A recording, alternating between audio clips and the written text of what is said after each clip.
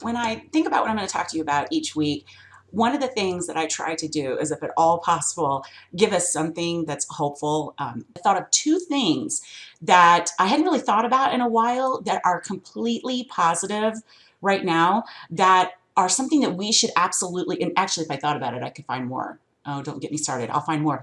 But minimum two things that we should look at right now as something that is awesome and that we should continue once we get past COVID, which at some point hopefully we will be past this.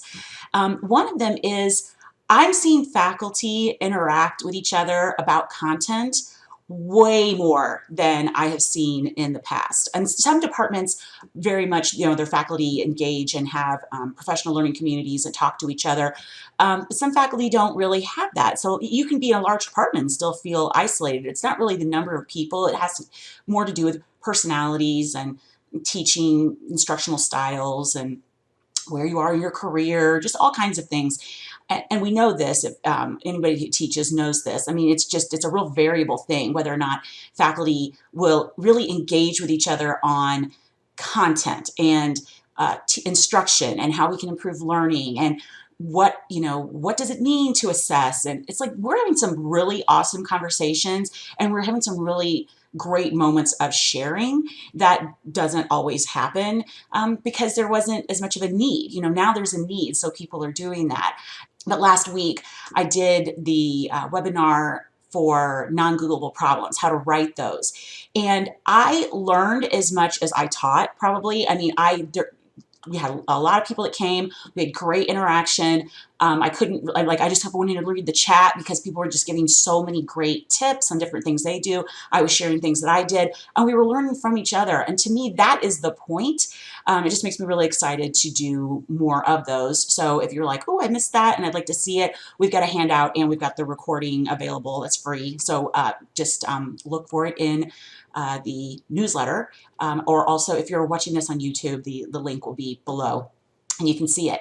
Another really positive thing, as much as Zoom or whatever you're using, Google Meets or whatever, can get, I know I am. I'm Zoom fatigued, and I used Zoom every day for years because of the work that I did, because I had left the classroom full time and I was doing work with the state of Illinois, and then I was doing consulting work.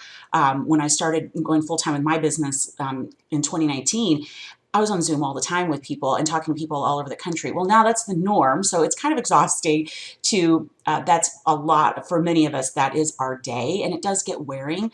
But I will say one thing is really cool. We have seen that there's a lot of things that we travel for that may be unnecessary. And as someone who traveled a lot, in my previous job, I typically traveled minimum 2 days a week, but sometimes 3 days a week, and I was going all over the state of Illinois.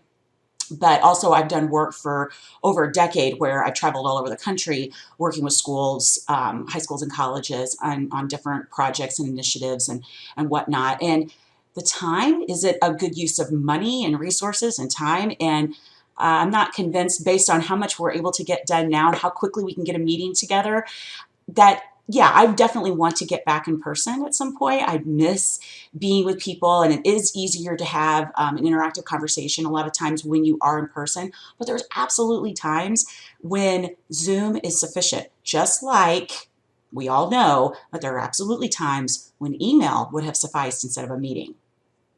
But I didn't say that.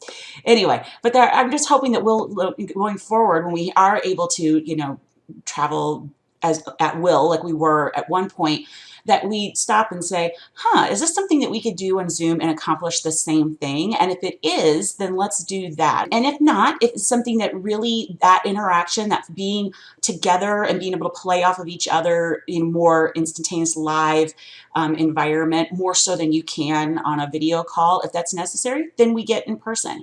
And I do think there'll be times that we will do both, but I think it's going to be really interesting to see how that shakes out in the future and what the proportion is compared to what it is now in terms of having meetings where you have a few people call in and most of the people are in a room. I went to lots of meetings like those.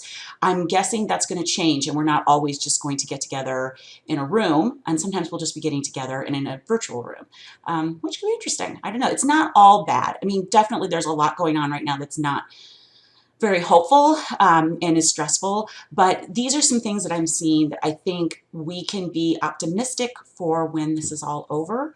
That could still be really good for educators and for schools.